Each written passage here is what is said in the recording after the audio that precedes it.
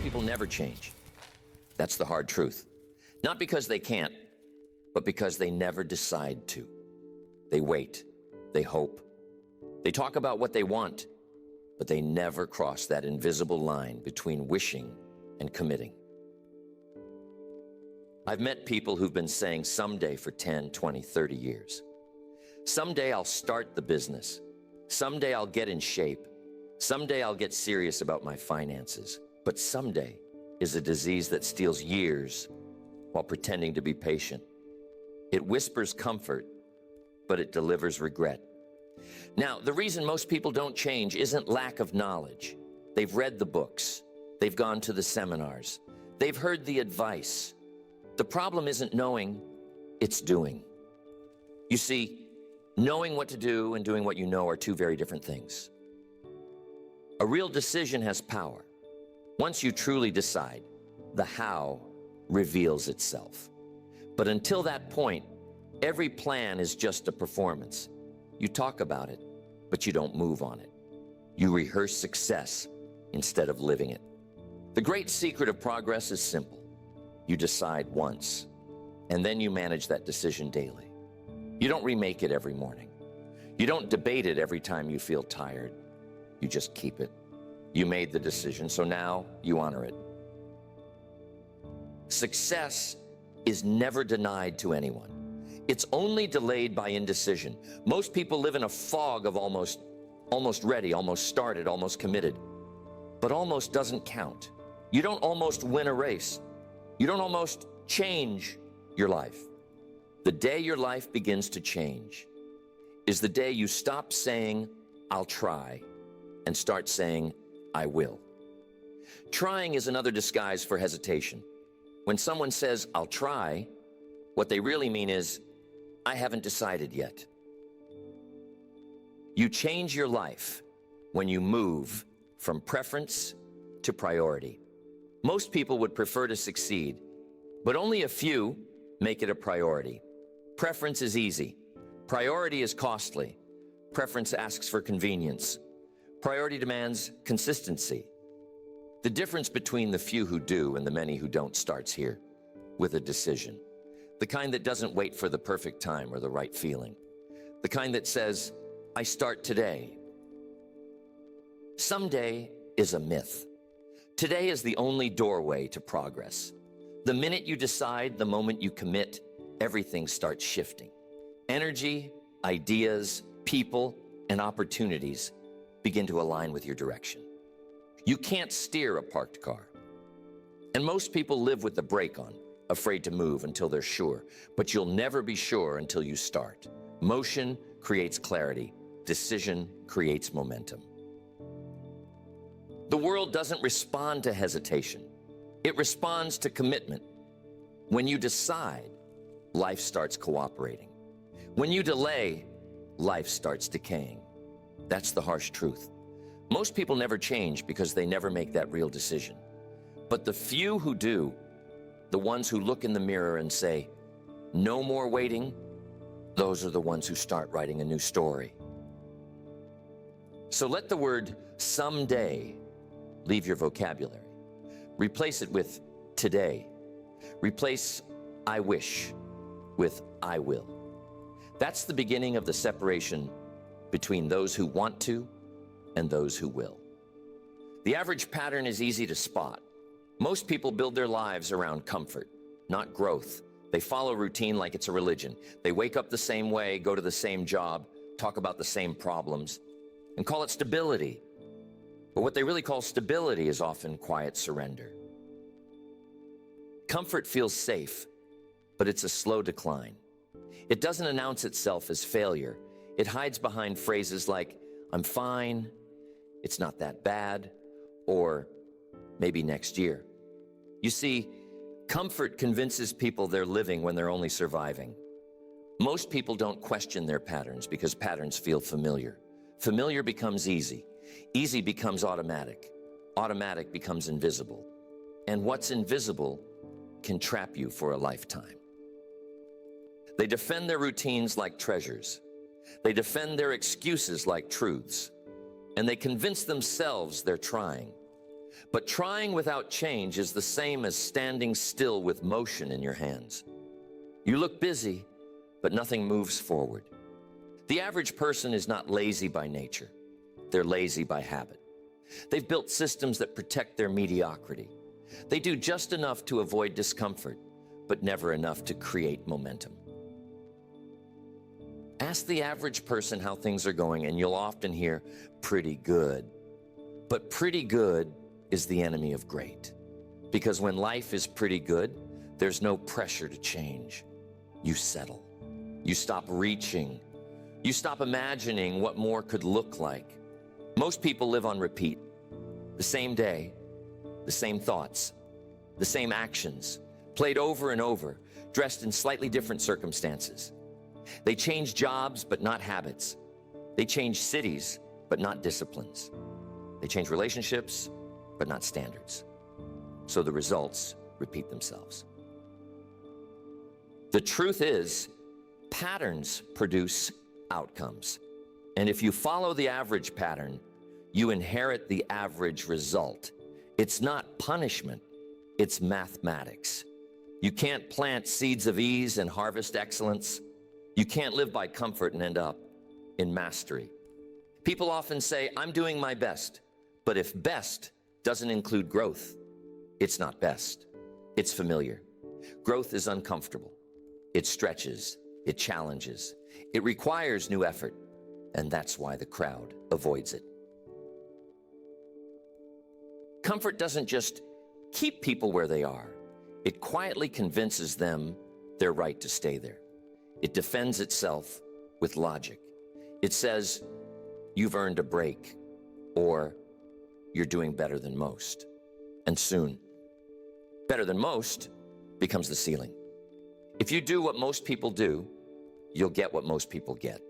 Average actions create average outcomes. It's that simple. The extraordinary live by a different rhythm. While the average repeat, the few redesign. While the average talk, the few test. While the average defend, the few adapt. You can spot the average pattern because it resists change. It values comfort more than progress. But the moment you decide to break that pattern, to trade ease for effort, you step out of the crowd. You stop blending in and start building out. The crowd will call it risky. They'll say you're pushing too hard, moving too fast. But remember, every critic is just someone defending their own comfort. You don't need their permission to evolve.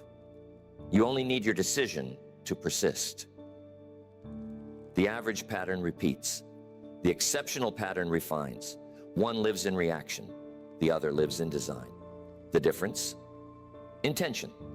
So if you ever catch yourself defending an excuse, repeating a stale routine, or feeling too comfortable with average, that's the moment to pause.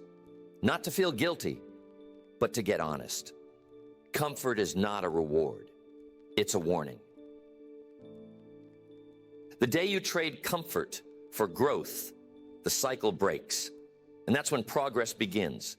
Excuses are the language of limitation. They sound reasonable, but every excuse is a quiet surrender. The moment you explain why you can't, you begin teaching yourself that you're powerless.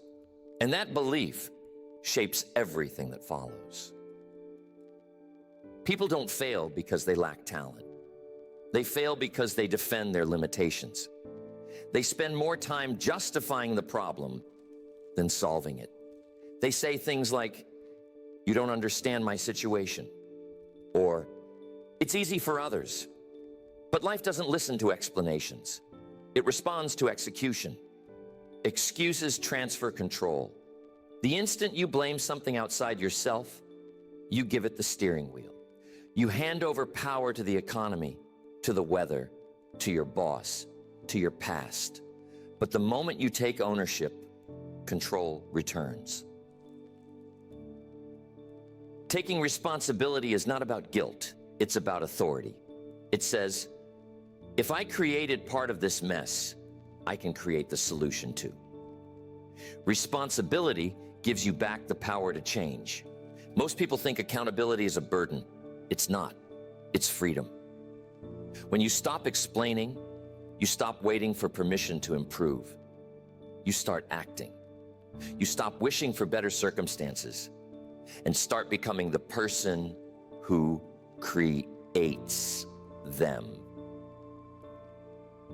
Excuses build walls. Ownership builds doors. Every time you say, I can't, you close a door. Every time you say, I will find a way, you open one. The words you use either shrink or expand your possibilities. You'll hear people say, it's not my fault. And maybe it isn't, but it's still your problem. Life doesn't grade on fairness. It rewards initiative. You can't control the wind, but you can adjust the sail. Complaining about the wind won't move the ship. The difference between the crowd and the few isn't intelligence, it's ownership. The crowd waits for something to happen. The few decide to make it happen. The crowd blames. The few adapt. The crowd looks for excuses. The few look for leverage. And here's the key. Excuses feel true in the moment. That's what makes them dangerous. They sound justified. They comfort you when effort feels heavy. But comfort doesn't create growth. It creates dependency. Every excuse rehearsed becomes a belief. Every belief repeated becomes an identity. And once an identity forms around limitation, change feels impossible. That's why you must catch excuses early, before they start shaping who you believe you are. When you move from excuses to ownership, everything shifts. Problems become puzzles instead of prisons. Obstacles turn into instructions. You stop asking, why me? And start asking, what can I learn from this? Ownership doesn't mean you control every outcome. It means you control every input. You control your attitude, your effort, your preparation, your response. That's enough to tilt the odds in your favor. Life improves when you stop explaining and start executing. Because explanations feed ego, while execution feeds results. People can argue with your excuses, but they can't argue with your progress. So, when you catch yourself explaining why something didn't work, stop mid-sentence. Replace the excuse with a plan. Replace blame with adjustment. Replace complaint with correction. That's how you move from powerless to powerful, from won't to will. The shift is invisible to others, but unmistakable inside.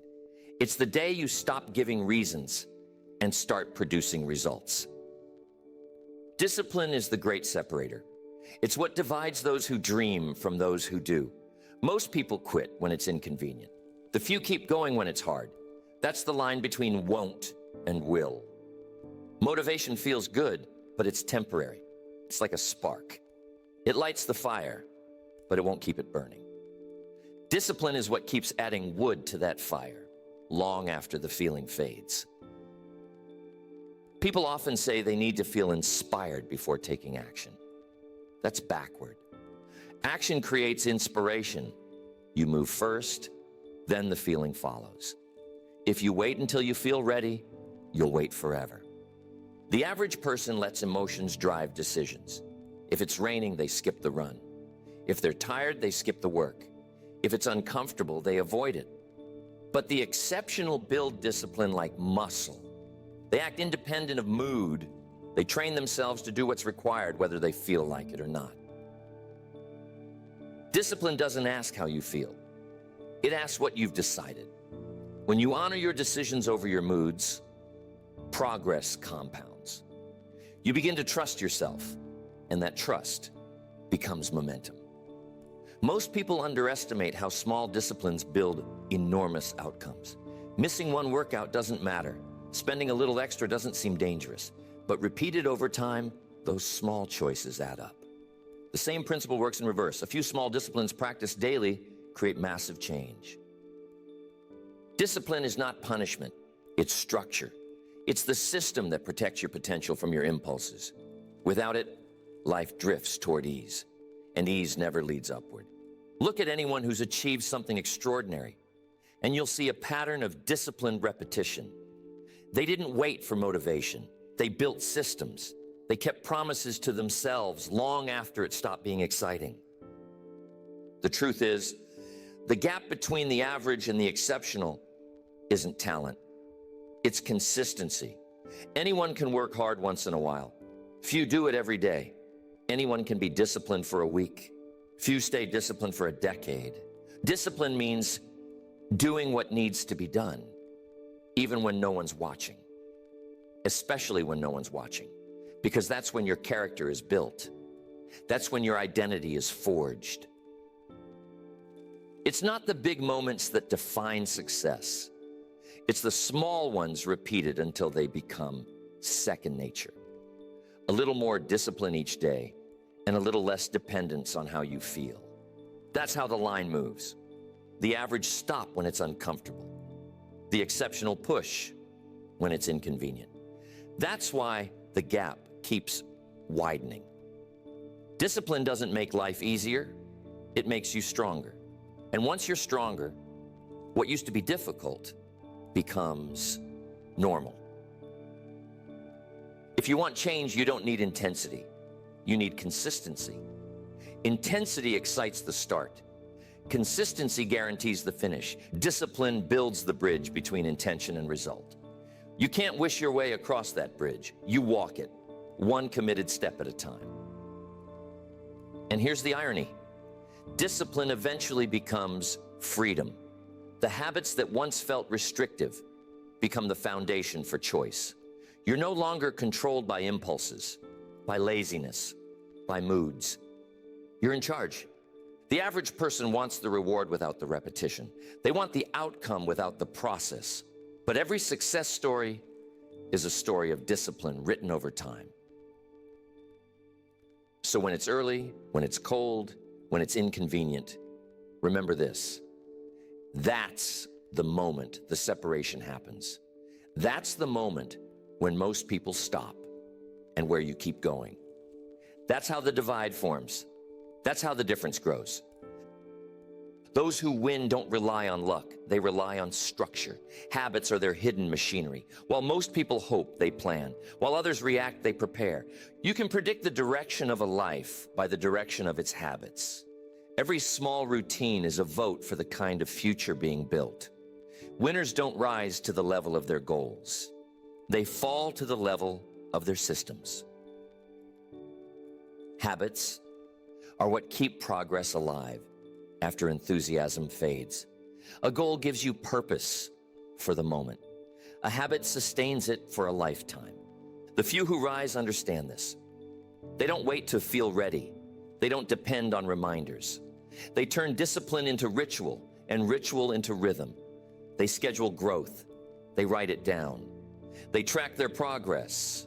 They measure, not just dream. Habits shape identity. Identity drives destiny. When you keep a promise to yourself, you cast a vote for the person you want to become.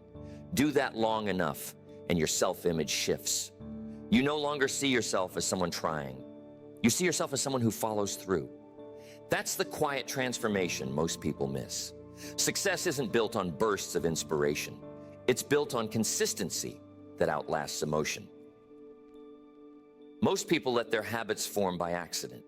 They repeat what feels easy until it becomes automatic. But the few design their habits with intention. They ask, what kind of person would achieve the results I want? Then they build behaviors to match that person. Habits are silent builders. They don't make headlines. No one cheers when you choose the salad instead of the dessert, or when you read instead of watching TV. But over time, those small, invisible votes accumulate into something visible and undeniable. You don't need to overhaul your life overnight. You only need to begin keeping promises to yourself. Wake up when you said you would. Do what you said you'd do. Write it down, track it, finish it. Every time you follow through, confidence grows. And here's something powerful. Once you trust yourself to keep small promises, you start believing you can keep bigger ones. Confidence is built, not given. It's earned through evidence, your own evidence. The average rely on moods. The few rely on mechanisms. That's why the few win. They've learned that structure is not restriction. It's protection. It guards priorities from distraction. It guards purpose from procrastination. If you want to know why some people always seem to make progress, look at their calendars. Growth is scheduled. Reflection is scheduled. Reading, planning, thinking, all scheduled. What gets measured gets managed, and what gets managed improves. It's not glamorous. It's not dramatic, but it works. And it keeps working because habits multiply over time. Small disciplines compound into large advantages. You don't rise to potential. You fall to pattern. Build the right pattern, and success becomes predictable. Not easy, but predictable. Habits turn direction into destiny. And that's why the few will always outpace the many. They don't just set goals. They build systems that guarantee progress, whether they feel motivated or not. So the next time someone says, "You're so lucky," you'll know better. You'll know it wasn't luck. It was structure. It was the small choices, repeated faithfully, that built the strength most people wish for, but never organize. You'll never act above what you believe. The ceiling of performance is built in the mind long before it's seen in results. The few who rise do so because they think differently. They believe effort compounds. They believe failure instructs. They believe success is earned, not found. Belief is the engine of behavior. If you believe growth is possible, you act differently. You try again after setbacks. You search instead of surrender. But if you believe life is fixed, you stop before you start. Most people live under the weight of disbelief. They underestimate themselves because they've repeated small doubts for too long. They've built invisible ceilings. They say, "That's just the way I am." Or, "People like me don't get those breaks." And just like that, potential stays locked behind language. But belief isn't built by shouting affirmations. It's built by evidence. Every time you act, you prove something to yourself. You can't talk yourself into confidence. You must work yourself into it. The few who win understand this. They see effort not as punishment, but as privilege. They know that every repetition strengthens belief, and every belief expands possibility. You see, most people measure what they can do by what they've done. The few measure by what they can become. One looks backward, the other looks forward. The direction of your gaze determines the direction of your life. The mindset of possibility isn't naive optimism. It's disciplined imagination. It looks at challenges and asks, "What can this teach me?" It looks at failure and says, "Good, now I know what not to do." Failure doesn't define the few. It refines them. The average fear failure as proof they're not good enough. The few see it as data. They extract the lesson, adjust the plan, and move again. Belief creates endurance. When you believe your actions matter, you'll stay the course longer than those who doubt. You'll outlast discouragement. You'll outwork those who rely on bursts of emotion. The mind is the first battlefield. If you win there, the rest becomes mechanics. Because once you believe something is possible, your brain starts finding ways to make it real. Doubt shuts down creativity. Belief activates it. That's why small wins matter. Every time you finish a task you said you would, every time you resist a distraction, you're not just improving performance, you're expanding belief. You're proving that change is possible, and your mind records that proof. The few keep their minds fertile. They feed it with ideas, not complaints. They spend time with possibility thinkers, not excuse makers, because environment reinforces belief. And belief must be maintained. Just like muscle, it weakens when neglected. That's why reading, learning, and reflection aren't luxuries. They're necessities. They keep the mental soil rich so new dreams can grow. The average thinks small because they protect comfort. The few think big because they protect purpose. It's not arrogance, it's stewardship of potential. They understand that how you think about what's possible determines how much effort you're willing to give. Every great achievement begins with one conviction, that it can be done. Without that belief, talent hesitates. With it, even average ability becomes unstoppable. So when doubt whispers, don't argue, act. Let your actions be your answer. Each step forward is a declaration that possibility still lives. And over time, belief becomes certainty. That's the mindset of the few. They see what could be, act as if it already is, and refuse to stop until it becomes visible.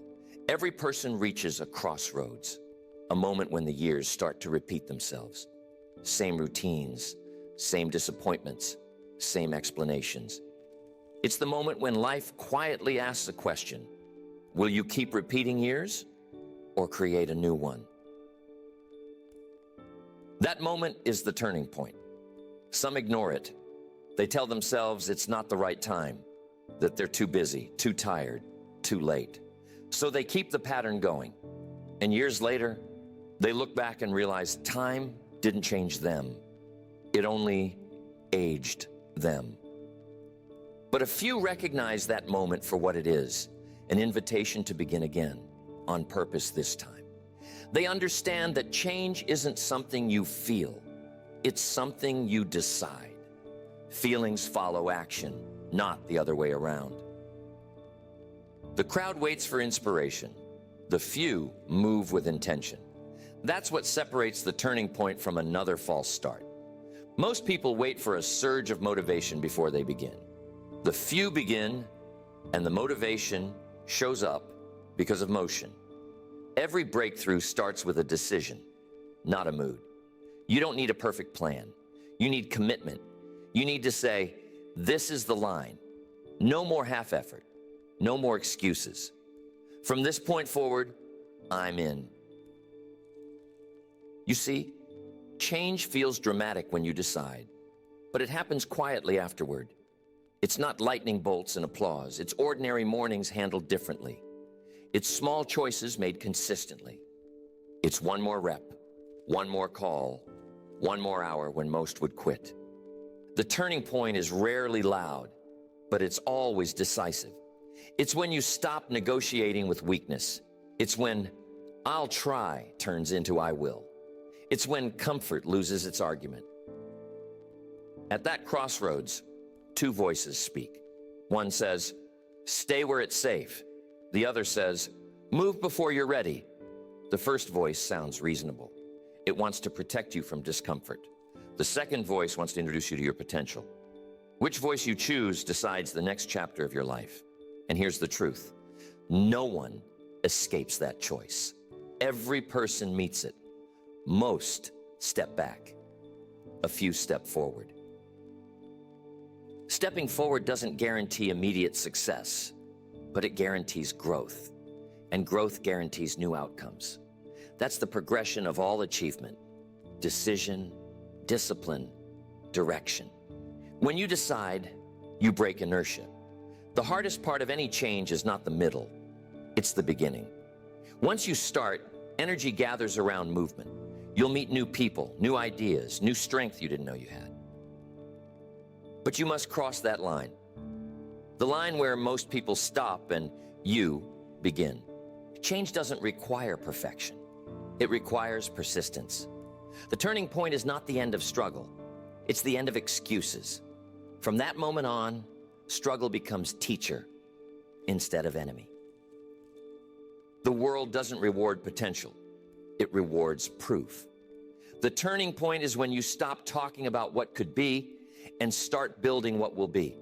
And once you've crossed that line, you realize something profound. It was never about capability. It was about choice. The power was always there, waiting for a decision to release it. So when you reach that crossroads, and you will, remember this: you're not choosing between easy and hard. You're choosing between repeat and rise, between the past and the possible, between won't and will. And that choice, made once and lived daily, becomes the foundation for everything that follows. You will because you'll act on principle, not emotion. The crowd moves when it feels right. The few move because it is right. That's the difference between a passing interest and a lasting commitment. You will define your mission. You won't drift through life hoping to stumble into meaning. You'll decide what matters, write it down, and keep it in front of you. Because clarity builds consistency, and consistency builds confidence. You will commit to your plan, not casually, not temporarily, but completely. Commitment means you've burned the bridge back to average. It means the only direction left is forward. You will review your plan daily. You'll remind yourself what you're working toward. The mind forgets fast, so the few build reminders. They stay connected to purpose through repetition. While others get distracted, you'll stay directed. You will choose growth over comfort, not once, but continually. When comfort calls, and it will, you'll recognize it for what it is, an invitation to stop, but you'll decline. Because you know growth hides behind inconvenience. You will not wait for permission. The crowd looks for validation before they move. You'll act before applause, and results will provide all the confirmation you need. You will stay steady. Most people sprint, then quit. You'll move at a pace you can sustain, because progress is not about bursts. It's about endurance. The goal isn't to be impressive for a moment, but consistent for a lifetime. You will study your results, not emotionally, but intelligently. You'll look at what's working and adjust what's not.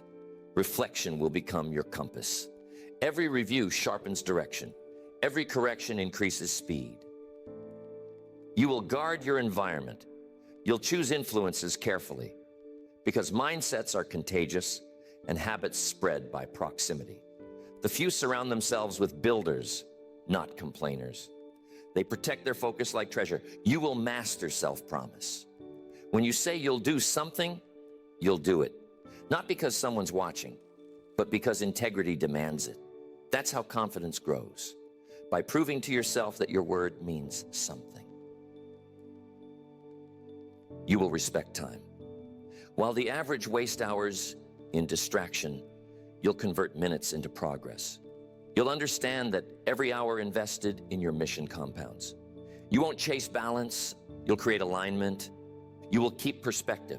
You'll know that progress isn't a straight climb. There will be flat seasons, hard seasons, quiet seasons. But while most see those moments as reasons to quit, you'll see them as tests of endurance. You will build momentum, one disciplined act at a time. You'll train the mind to follow the plan, not the mood. You'll know that discipline, when repeated, becomes habit, and habit, when matured, becomes identity. And once identity takes hold, action becomes natural. You'll no longer need to push yourself as hard, because what once required effort will now feel automatic. That's how you will, by principle, by structure, by choice. You'll act not because it's easy or convenient, but because it's necessary. And when people ask what your secret is, you won't have one. You'll simply have habits built on belief, guided by clarity, sustained by discipline. That's why you will, when most won't. When you do what most people won't, you'll live how most people can't. That's the reward. Not because life suddenly becomes easy, but because you become stronger, sharper, more capable. The reward is not just money or recognition. It's self-respect. It's waking up knowing you kept the promises you made to yourself. It's the quiet confidence that comes from consistency. Most people chase comfort and call it happiness. But comfort without growth turns to boredom. Growth, on the other hand, brings vitality. It gives meaning to effort. It transforms ordinary moments into proof that you're progressing. The reward for discipline is freedom. The freedom to choose your path. The freedom to say no to distraction. The freedom to live on your own terms instead of reacting to circumstances. That's what most people never experience because they never earn it. You'll notice something interesting once you cross that line. The things that used to feel difficult will start to feel normal. The early mornings, the planning, the focus, it all becomes part of who you are. The grind disappears when the identity settles. And then, what used to look like sacrifice begins to look like strategy. You'll realize the price you paid was small compared to the peace you gained. Success doesn't change everything. It changes you. You start seeing differently. You stop blaming. You stop envying. You start appreciating, because now you understand that results are earned, not granted. The crowd often asks, why work so hard? They don't see that the effort itself is the reward. Growth feels good. Discipline feels good. Following through feels good. The external rewards, money, recognition, lifestyle, are just reflections of internal progress. The reward comes in quiet moments, sitting in peace because you know you gave your best, looking at your results and knowing they came from persistence, not luck, watching people around you realize change is possible because they saw you do it. You see, when you raise your own standard, you raise the standard for everyone who watches you. Leadership isn't taught, it's demonstrated. The moment you change, you give permission for others to change. That's part of the reward too. Influence. You'll notice people start asking for advice, looking to you for direction. Not because you preached, but because you practiced. The few who live this way don't see success as a destination. They see it as a continual evolution. There's always another level of mastery, another layer of growth. But they move through it with gratitude, not anxiety. When you do what most won't, you stop living for approval and start living for purpose. You stop needing the crowd's applause because you have your own satisfaction. And the reward keeps growing. Better health, stronger relationships, deeper peace, sharper focus. Life doesn't get easier. You just become better equipped to handle it. So yes, the reward is real. It's not the trophy. It's the transformation. It's not the comfort. It's the capability. It's the realization that the life most people wish for was always within reach, just on the other side of effort. When you do what most people won't, you earn what most people can't. Choice, confidence, and character. And once you've experienced that, you'll never trade it back for average again. Don't join the crowd that complains. Join the few who commit. The crowd talks about change. The few become the reason it happens. That's the challenge. Most people spend more energy defending their limitations than pursuing their potential. They gather in groups and compare frustrations, as if agreement could replace improvement.